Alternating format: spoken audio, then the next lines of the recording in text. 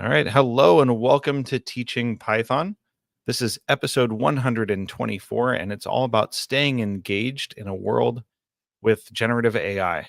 So, my name is Sean Tiber. I'm a coder who teaches. Hello and welcome to Teaching Python. This is Hold on one episode second. 124, and it's all about staying engaged. I have to figure out how to mute the live video So my name is Sean coming Tiber. out of my. Oh, there we go. I figured it out. We're first time streaming to Instagram. So, welcome to our Instagram followers. All four of you are welcome to watch the live stream over there if you'd like. That's good. You know what? That's a fail. So that just proves to us we're always learning. That's why I let you do all the hard stuff too. We'll try some new things, see how it goes, Well, let me go with mine. My name's Kelly Paredes, and I'm a teacher who codes. Yeah, there you go. There you go. All right. So we're often stumbling, I guess. Like It's a holiday. Right. Most people aren't recording like at this time. I think most people are like done for the year, and look at us trying to do one last one for the 2023 year. I'm planning to record with you tomorrow. Also, Of course. Let's do a New Year's. Well, this is a great time to kind of take stock on the year, I would say, and think about all that we've learned over the course of the last year and also what's to come next year. So I love this idea today to be able to talk about how do we stay engaged, how do we stay sharp and excited and interested, because it's the perfect time to regroup. 100% with ending of the second quarter. We ended this year early. Normally we end when we come back, but they ended second quarter. So it's a brand new start with a very long third quarter with kids that are already eighth graders who already think they're high schoolers ready to get their foot out the door. So yes, always a great time to reflect and think about how to keep these eighth graders engaged before they go on to ninth grade. They'll never know what hit them. Nothing at all. Nice. Well, why don't we start with wins of the week? Kelly, what's been going on with you? What's your latest win to share with everyone? Well, thanks to you, you reminded me that my biggest win is the fact that I am at home and I don't have to work. But crazily enough, I got up and went to the gym at 5 a.m. and I was the one of two people at the gym this morning. So I am a very strong person of routine, and I believe like routine really seals the deal. And going to the gym at 5 a.m. when it's open Monday through Friday is like a thing I do. So yes, me and this other girl were dedicated and went at 5 a.m. and I went back to bed when I came home. Nice. I did not make it this morning at 5:30 to the gym when I normally go.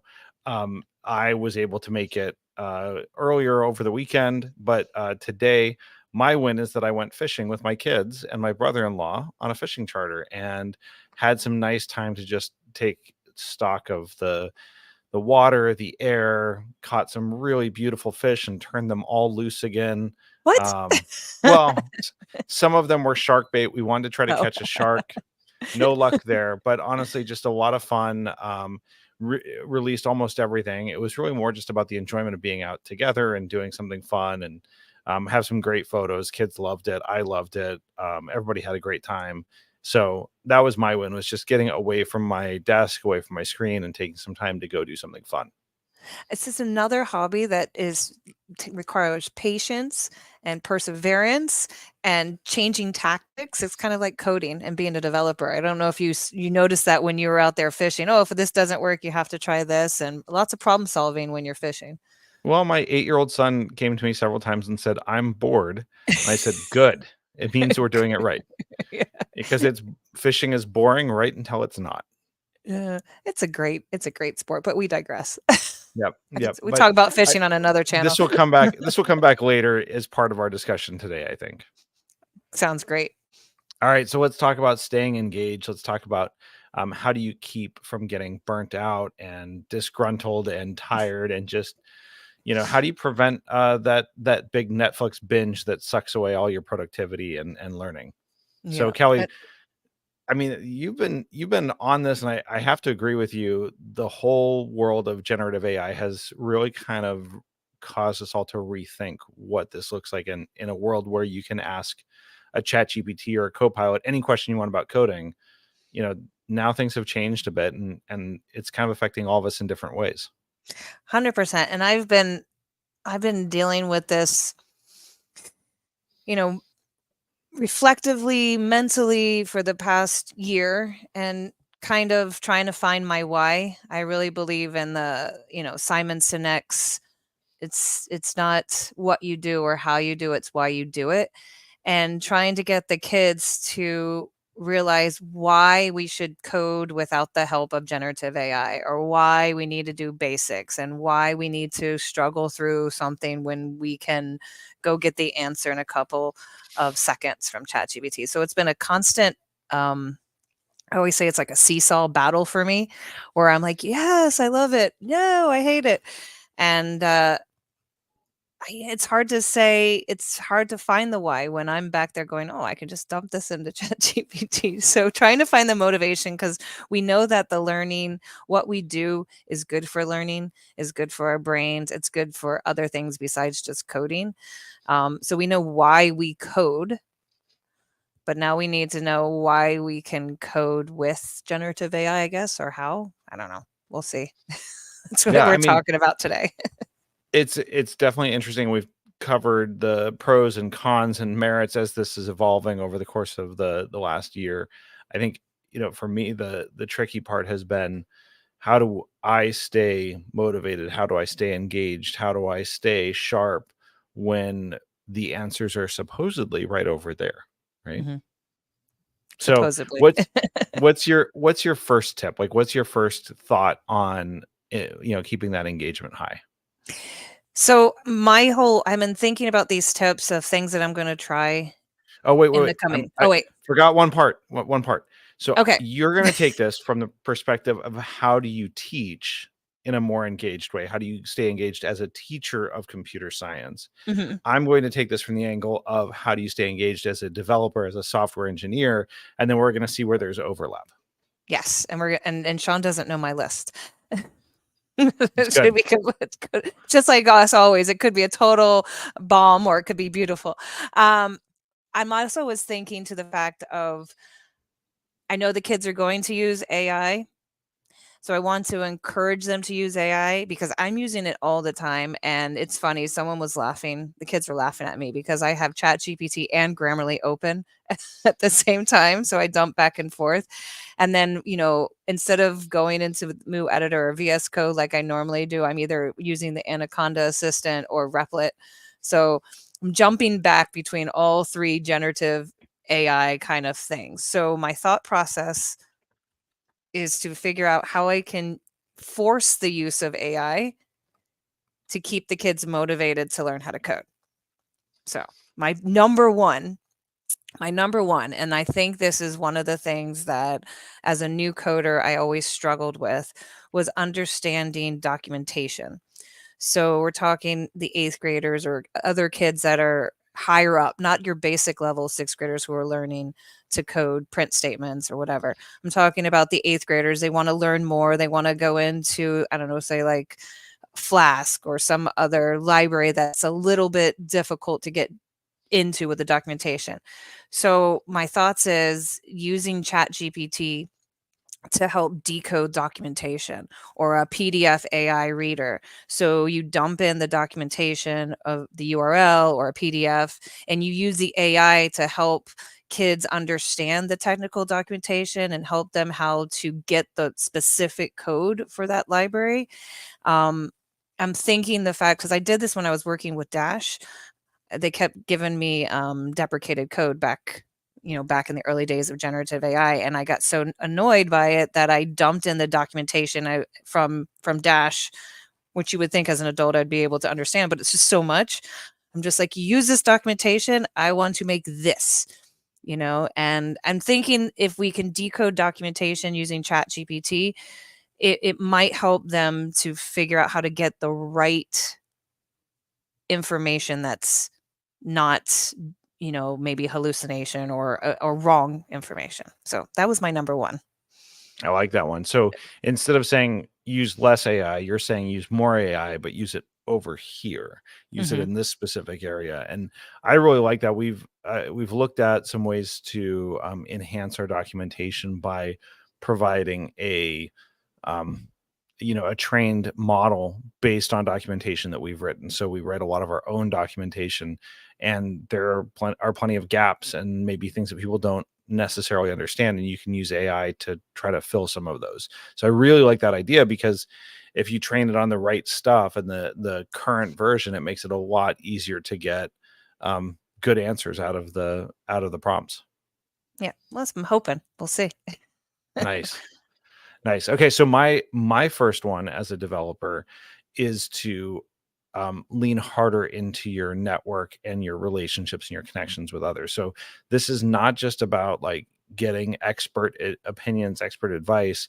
This is about having accountability. So when you're working with someone else, or you are accountable to someone else for your code or for your project or whatever it is that you're building, um, make sure that you're accountable to someone else for delivering or doing something. And it could be as simple as, hey, we have to record a podcast episode, so I better read the show notes before I go in there, or read these blog posts and have something intelligent to say. So there's that level of accountability in there that I think is really helpful, especially with AI, because we get so used to this rapid response and the instantaneous feedback, that having accountability and anticipation helps us become more, I would say, um, more committed and more engaged. Like, it gives us an extrinsic reason to focus on learning something or doing something or building something when we have that partnership with someone else. Yeah, and I think that's always good because that partnership, even in the classroom, having to talk through a problem or talk through an idea or even just to talk about it, because most of the kids are just like, let's just get it done. But we force them to have that conversation. It is holding them accountable to the information that they've collected or are getting ready to use. And I think that's Mhm. really important.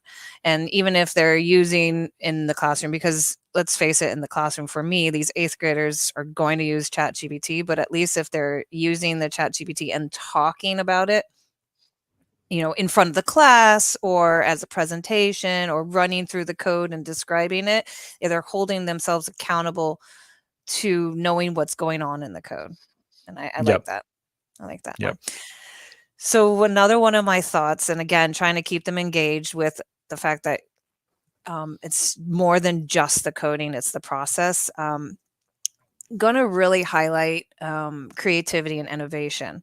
So if we're focusing on a topic or an activity, get out what they can, and then really, if they want more, I- using ChatGPT to really push their levels and in an innovative way. So, for example, some of the kids wanted to do, and this was in 7th grade. I watched, my co-teacher, she did this activity. They wanted to combine, some sort of drawing, TK Enter website stuff together, and they used ChatGPT to help mash together these 3 libraries that you would never think of putting together, and it was pretty crazy and cool, and they had all kinds of things going on, and, yeah, it wasn't the best, wasn't the cleanest kind of thing, and it's probably you could have done it in an easier library, but they knew these 3 libraries from the quarter and they wanted to push them together, and they said, okay, ChatGPT, create this using these 3 things. And it was pretty cool. So celebrating that creativity and that uniqueness and seeing what you can do to push the limits with ChatGPT. So we're going to try that some more, I think, this quarter.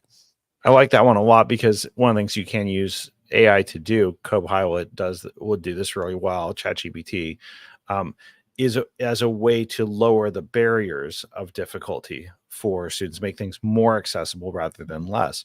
So I love the idea of combining disparate libraries together, and I'm almost picturing in my mind like a randomizer wheel, that you like spin the wheel of Python libraries, and it's like, okay, you have to combine TK Enter or Matplotlib and this stock picking app, and I don't know, like a taught a speech synthesis app, right?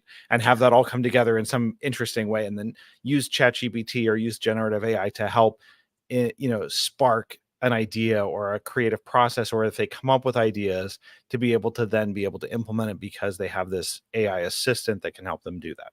I just wrote that down because that we're doing that. We're gonna spin the wheel, the library wheel. I mean, can you imagine you're like this crazy thing, and maybe you have pillow and I don't know, something else, and push it together and see what you can Yeah. make. That's really fun. Python This is- Python mashups powered by AI. I like it. Python mashups powered by AI. See, this is why we do our podcast. So my next one as a developer, and this is more about recognizing that the AI can adopt different personas for you. You can instruct it, you can prompt it to adopt different personas. So this is, the early thing that I remember that was hilarious that Michael Kennedy did was like, explain the bubble sort algorithm to me in the style of a 30s gangster movie. And it was like, like adopts these different styles. And it got me thinking recently that one of the most difficult things about learning to be a software developer or learning to be a teacher or an engineer or whatever it is that it's sometimes hard to have people to practice the different conversations and the different interactions together. So a big part of my job is reviewing other people's code to make sure I understand it, that it passes and meets all the standards, and that you can get it to a place where it's in a really, is ready to be shipped to production. Well, how great would it be for junior engineers to be able to practice those code reviews with an AI to say, okay, pretend you're a junior engineer submitting code to me for review. And I want you to make something that I can review with you in code and practice that interaction, right? So it makes it really instantaneous. You can adjust it. It takes directions really well. It also screws things up really well. So you have stuff to be able to review, but it goes into this idea of how much do we trust the AI? How much do we trust the model that's generating this? And, one of the difficult things is that people overtrust or undertrust the model. They either think it's completely right or completely wrong, and they just copy and paste the code, or they just ignore it completely. Why not lean into that? Right? If we know that the code it generates may be a little bit suspect, or sus, as the kids are saying these days, right? Why not lean into that and say, pretend that you are submitting code as a junior engineer. I'll review it and give you feedback on it and practice those interactions. So using the personas aspect of the AI models to be able to practice your personal interactions with other people on the team in a low risk, safe environment where nobody's going to see you fail or stumble. Yeah, I like that. That's funny. So I have somewhat similar because I always do peer reviews in the classroom. One of my favorite and in sixth grade curriculum for me hasn't changed because it works really well for me and the kids. And we always do a peer review, right? And they go and they 5 minutes I look at your code, 5 minutes someone looks, vice versa, and then they rotate, and so they're seeing about 10 different kids. And you remember that activity, right? It's just beautiful, and the kids are really, they come out with incredible code at the end because everyone's giving them tips. So I was going to add a little twist on that, and I was thinking, because we're implementing a safe form of generative AI, or we can also use Replit with the youngers, the under 13s, of doing some sort of peer review session with the AI assistants, but not on your own code. So you get your friend's code, you put that into ChatGPT, you get it to explain the code and give it suggestions of how to fix it. And then you have that, you come back and you have that accountability of having to talk it out with the peer reviewer. And so you're using the AI to review it, to help give suggestions for feedback. Then you're talking it out, and then you're applying the changes. So I thought that would be a really nice twist. And you're using all kinds of collaboration, peer review, pair programming kind of aspect, and really could build up that code to make it bigger and better. So yeah, I like that one a lot. That just keep using the tool as a way to shorten the feedback loop, to make it go faster, to use it in creative ways. I love that.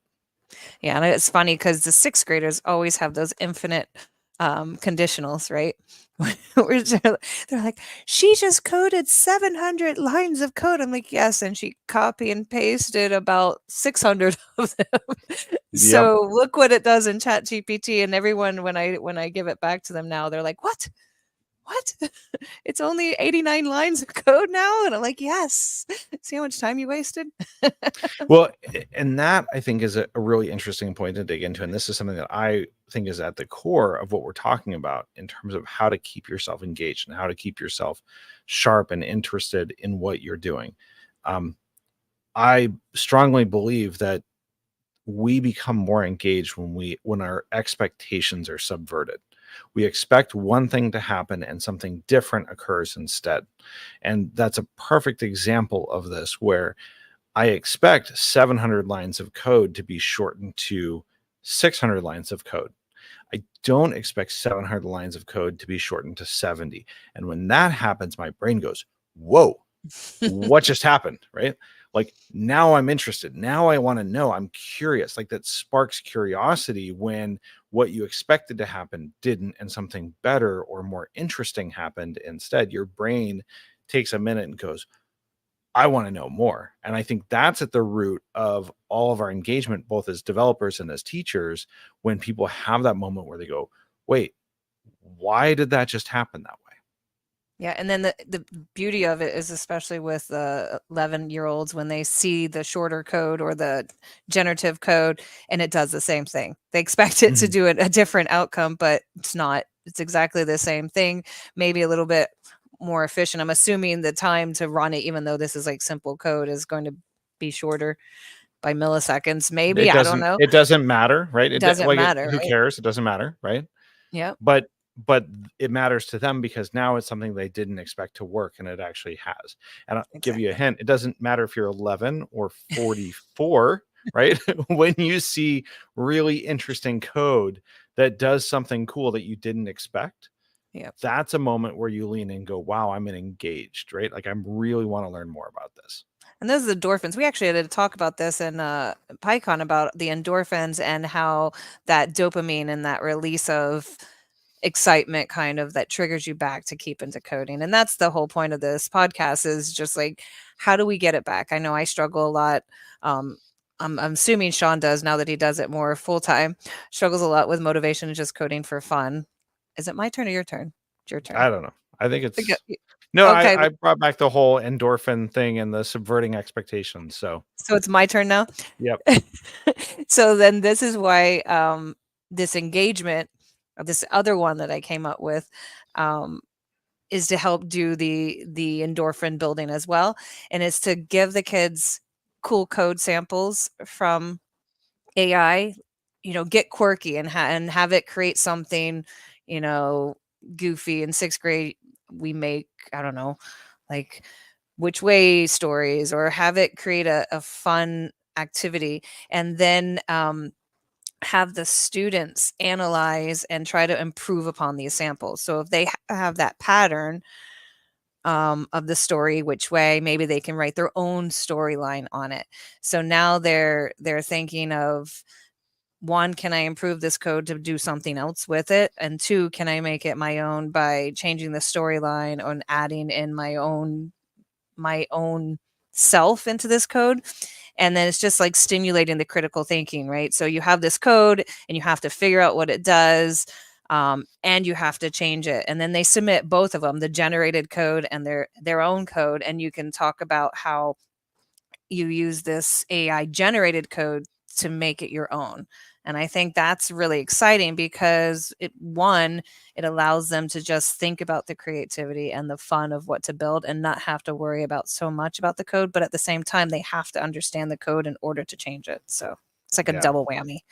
Yeah. And the interesting thing about that is that you don't have to make it, the requirement doesn't have to be to make the code better. The requirement could be make the code worse, right? Yeah. Make the code longer. How could you write this in a dumb way, right? How could you insert errors? How could you make this buggier?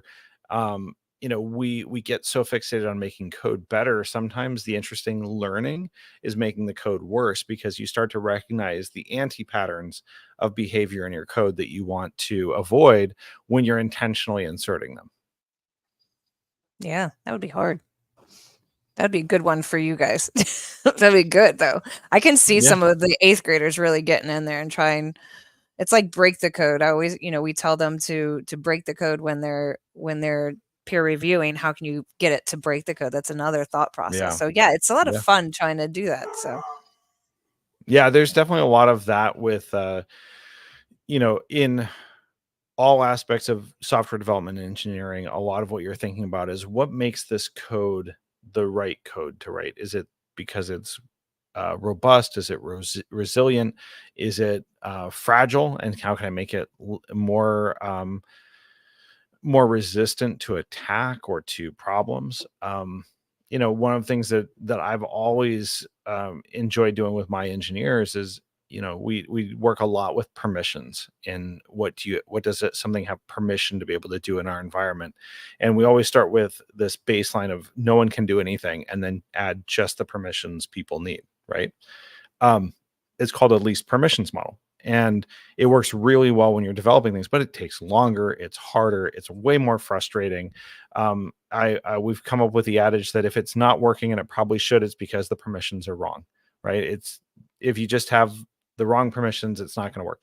So we'll often take code samples that come from the internet, that come from other places, because there's another approach you can take, which is just give the entity that needs to do the work permissions to do whatever they want. Give them like a star permission that says do whatever you want.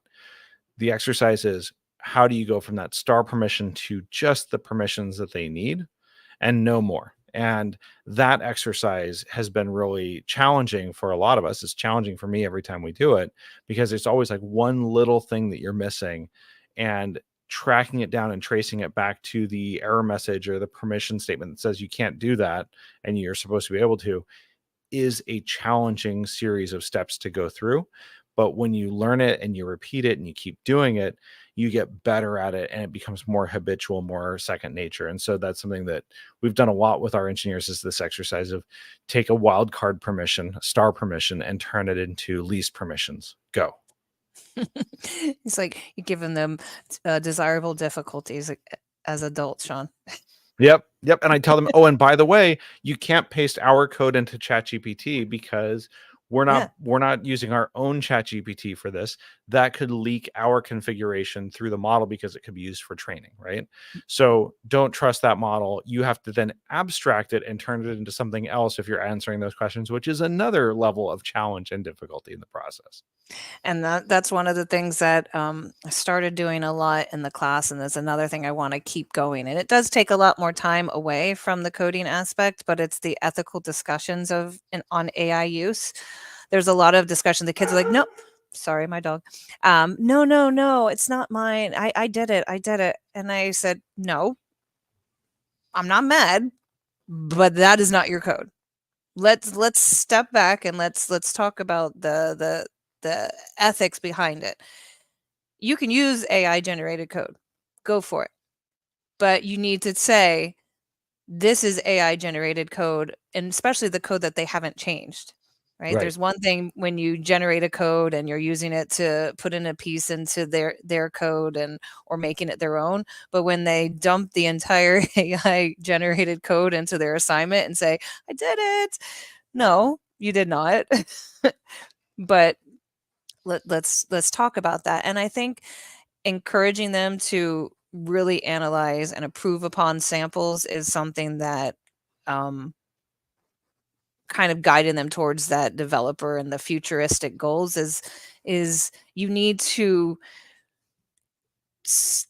think about how you're going to develop your critical thinking. You're going to like demystify this capabilities of AI, and you want to talk about strengths and weaknesses of the code that it produce. It's good code for 6th, 7th, and 8th graders. It's great code, right? But let's think about how you can improve upon it and when you can own it, and exploring that ethics. So Yeah, and I like this path that you're going down here, because it reminds me a lot of the conversations we had early on in the podcast before generative AI, and a lot of the struggles that we had about kids going out to the internet and copying and pasting code from Stack Overflow or from coding websites, or going online somewhere and getting help from someone that they weren't supposed to, I guess, but literally copying and pasting the same code in and not even checking to see if it worked, Mhm. right?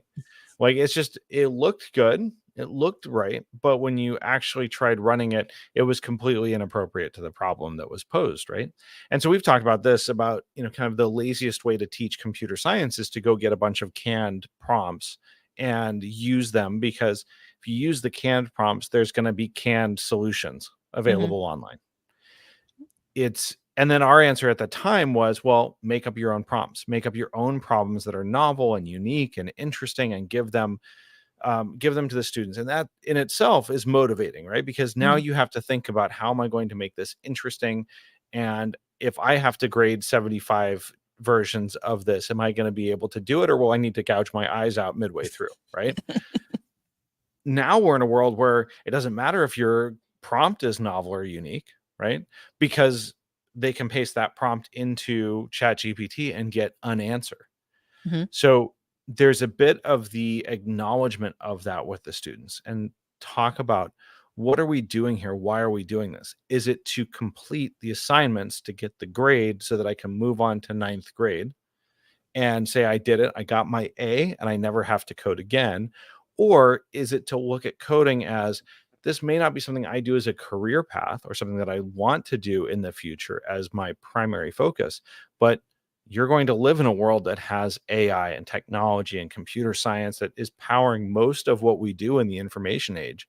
How much do you want to understand that? Yep. Right? How much do you want to really question what's going on and why does it work this way?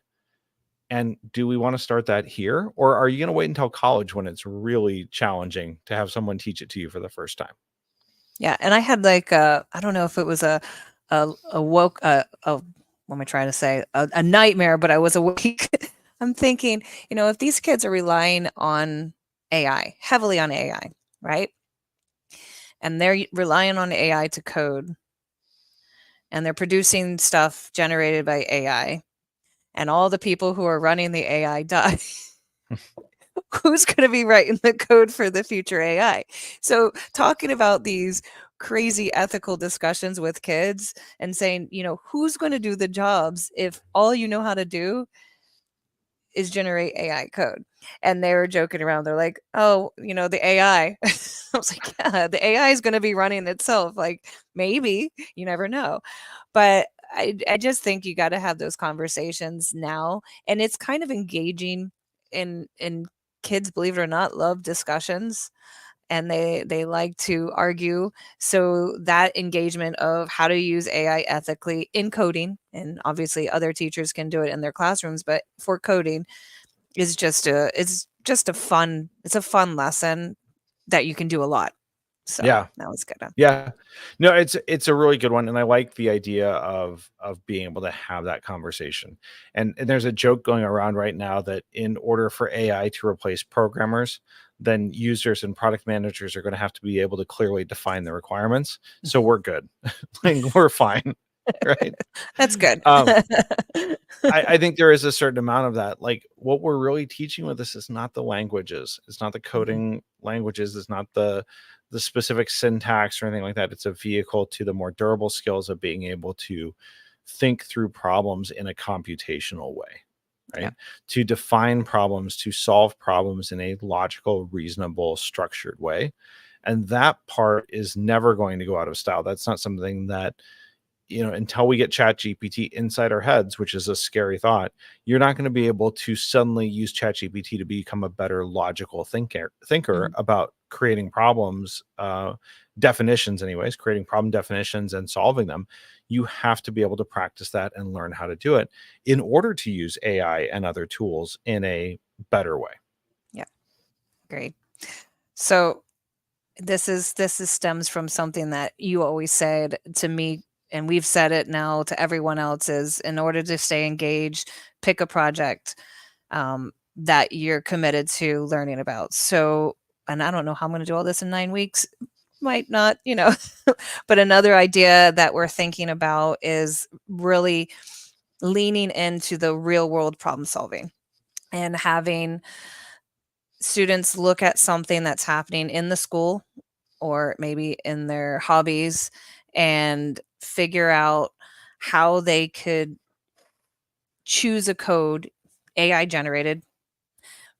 It could be more than Python, right? Maybe they're going into HTML, maybe they're going Hmm. into JavaScript, Java, whatever, and build a project.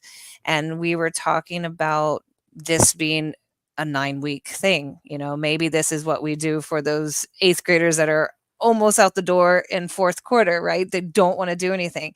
So get them in there, have them produce something, make sure it's documented that this is AI generated code, but they debug, they work together, but they're building something that matters to them. Now, Yeah. whether it be like a web page showing who I am, or I don't know, the sky's the limit. Sometimes they have really creative ideas, but knowing what they want to produce is harder, right? Knowing what it should look like, because they can put it in as a generated code, but it's not going to come out the way they want. So going through that solution, kind of thinking about what they want to produce, how they want to produce. It's like those new AIs where you can draw out your web page and it like produces your Hmm. web page, that kind of aspect. So they know what they're producing and they have to tell the AI and work with the AI to create what they're planning. So that real world problem solving. Yeah, and I like the idea of it being real, right? Or at least really interesting to them, something that's Yeah. relevant to them. Um, yeah, I think some of the most interesting engagement that I saw was when we turned students loose. Once they had enough knowledge and training and comfort to be dangerous with Python, it was let's open up the Python libraries and go see what we can use and build and create. And they came up with cool things like, I remember some students came up with let's use a stock library, that pulls data off the stock exchange, and let's do some like let's make a stock picking tool out of it. It was awesome. Really Yeah. cool the way that they pulled that together, you Yeah. know? And I remember one of the students used it was an app, a tutorial someone had done using Twilio to code and contact their phone. And they made some sort of almost like a remind for their baseball team. Yeah. Based on the same tutorial, they just changed it and kind of said, here, send out a game updates or whatever, which I thought, those are great. So that real world problem that can be done, knowing what they want to create, that's so hard. That's so hard for students. So if you can get a kid to say, this is what I want to create, this is what's going to look like, and then just giving them the power of of AI to produce it, that's kind of cool. Yeah. Yeah. My next one is kind of similar in a way. What I really like, and we just did this a few weeks ago with my team, is make an event out of it. We're so used to everything being asynchronous, where it's like just in time and you can do it whenever. And like, I'm going to spend some time later. It's kind of like going to the gym, right? So this is the routine, the discipline, the schedule. Like, I know I'm better at getting exercise regularly when I go to a gym class, when it's like I'm registered, I'm signed up, I have the accountability, there's a time for me to be there, right?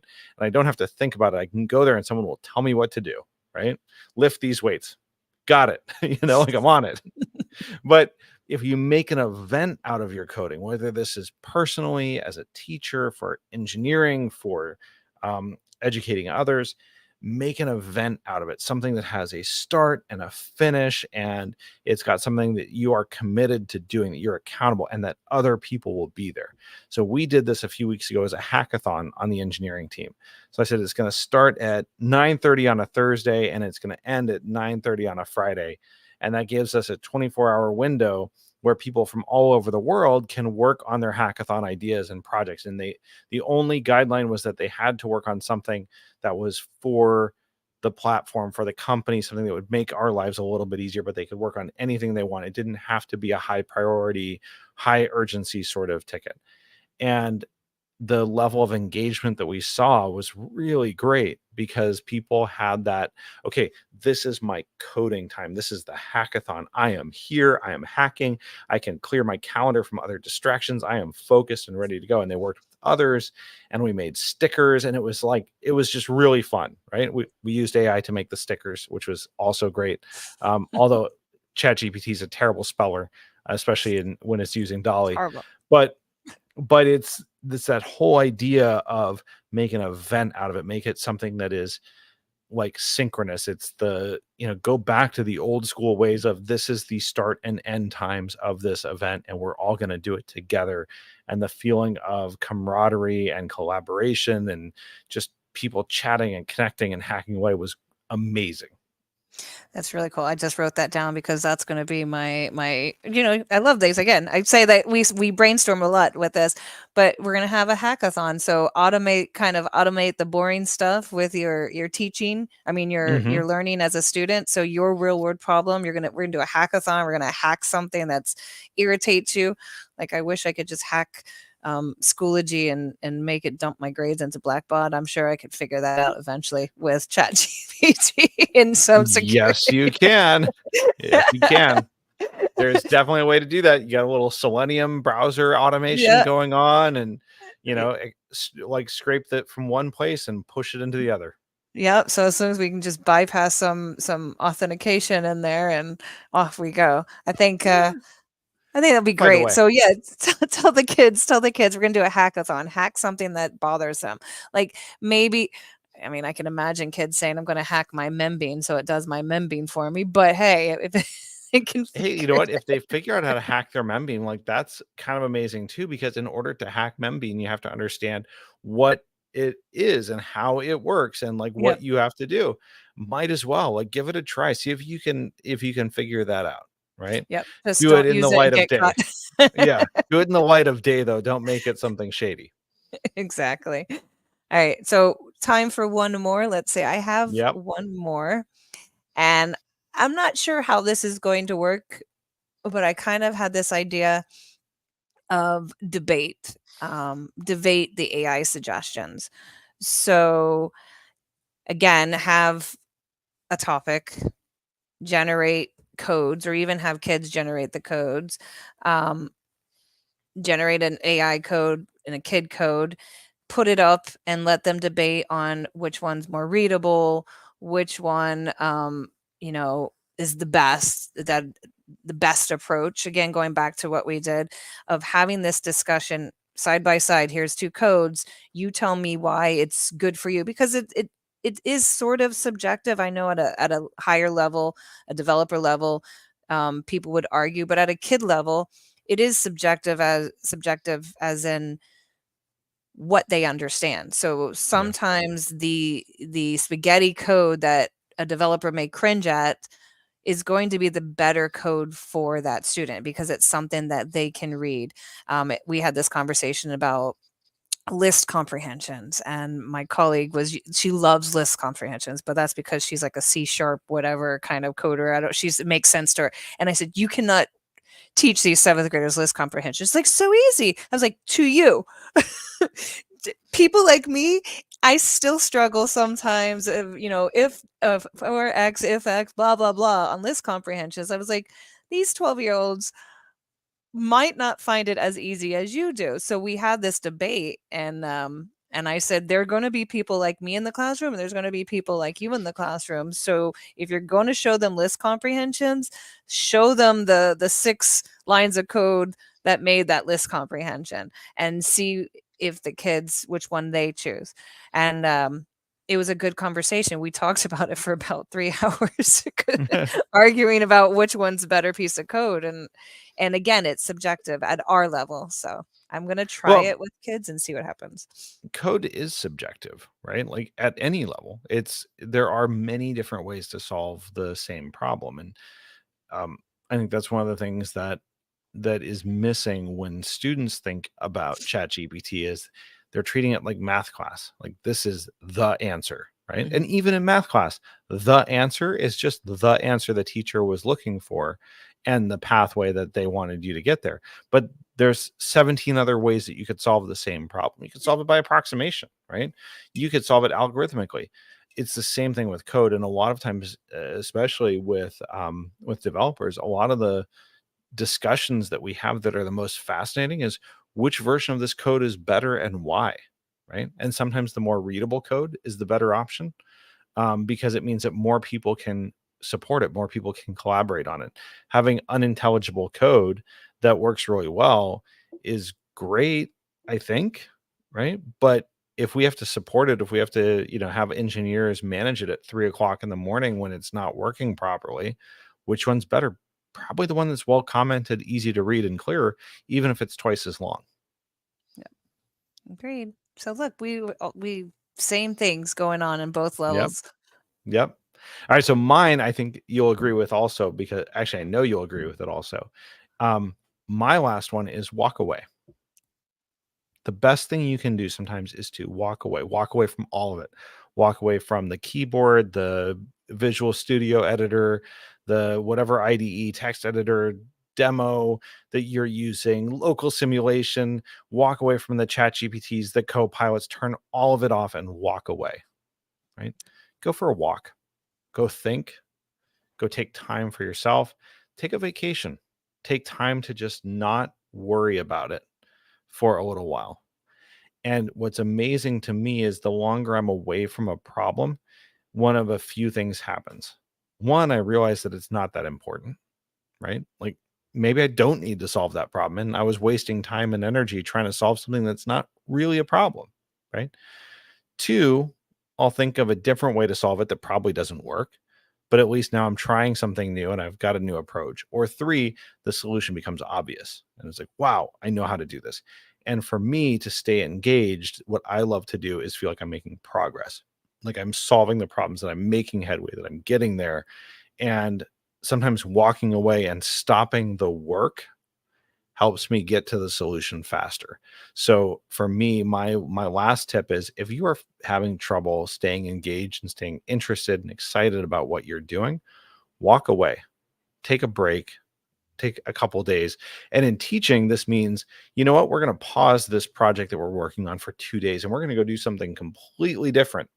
Maybe it is Monty Python. And now for something completely different, we're going to go watch Monty Python videos for the next 2 class periods. Something completely different so that when you come back, you are fresh, you are ready, you're excited, and you're ready to go. Right.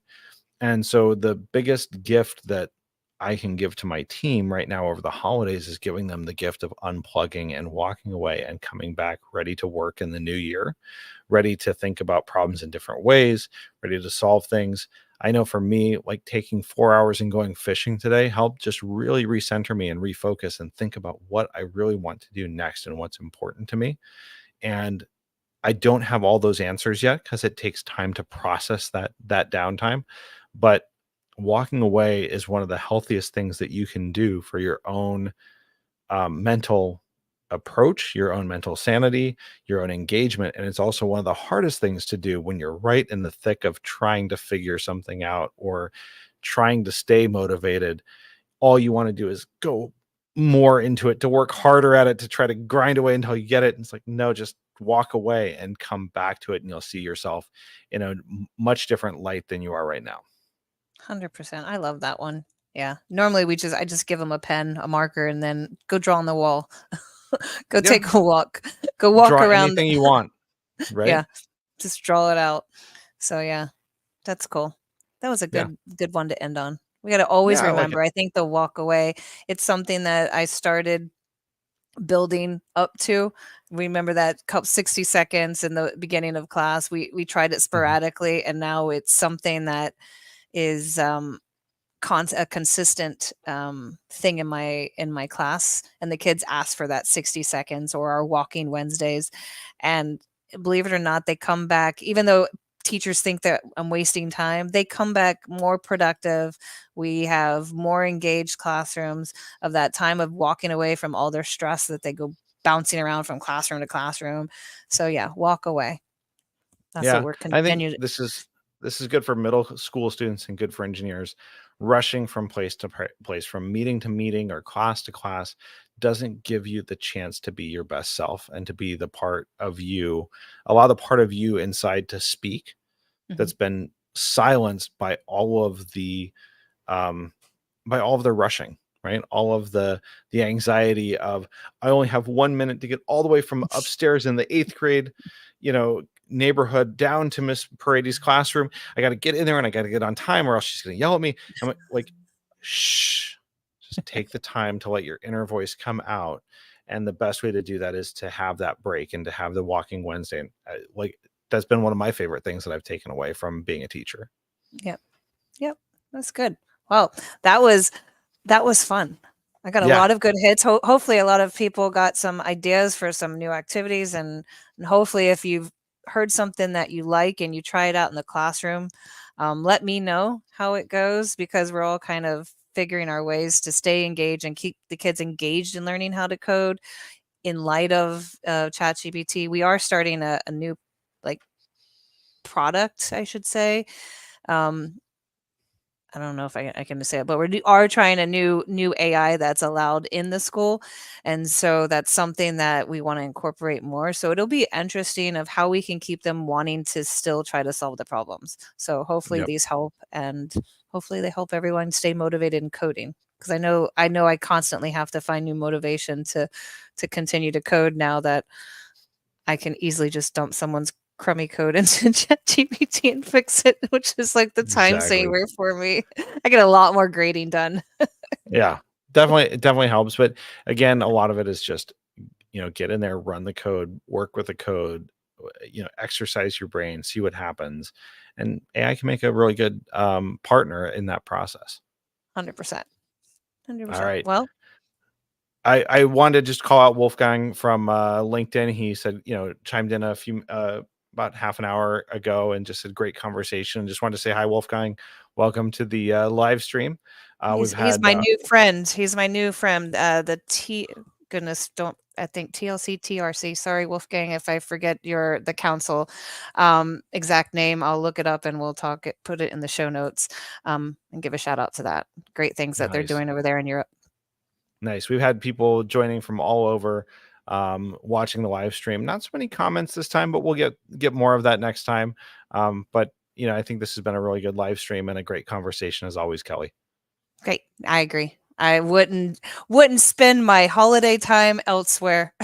Exactly. Well, if you'd like to catch the show live, you can always watch it on YouTube, on Twitter, or X as it's called now. We're at Teaching Python on Instagram, on X, on Twitch. We're all over the place. You can find us on your favorite platform of choice. Definitely join us for the live streams.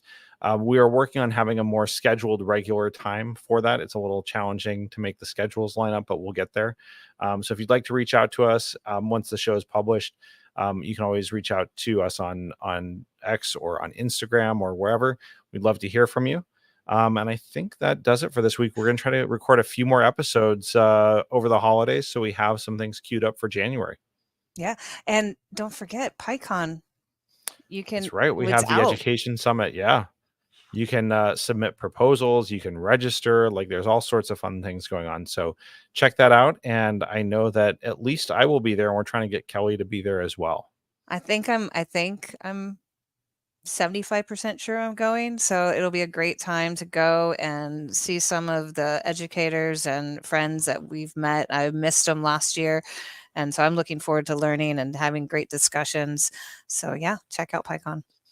Pittsburgh is a great town. I spent many years of my life there. It is a great place to have a conference, and maybe we'll all get everyone together for some vegan pickle pizza. I know, right? That's the exact face I made, and it was delicious. So it may be a hidden gem of Pittsburgh that we'll have to unveil for everyone. Okay, we'll see. It sounds All right. good. All right. So that's coming up in May. I don't have the exact dates in front of me, but it's coming up in May 2024. It's in Pittsburgh, Pennsylvania this year. Great city, down at the convention center there in downtown. It'll be, or downtown, as the as the locals say. it's a great place to go. Hopefully there's a baseball game. It's a great place to watch baseball. Lots of good events in the city. The rivers are right there. So absolutely worth checking out, and we hope to see you there. Perfect. Excellent. All right. Well, let's wrap it up here. So for Teaching Python, this is Sean. And this is Kelly signing off.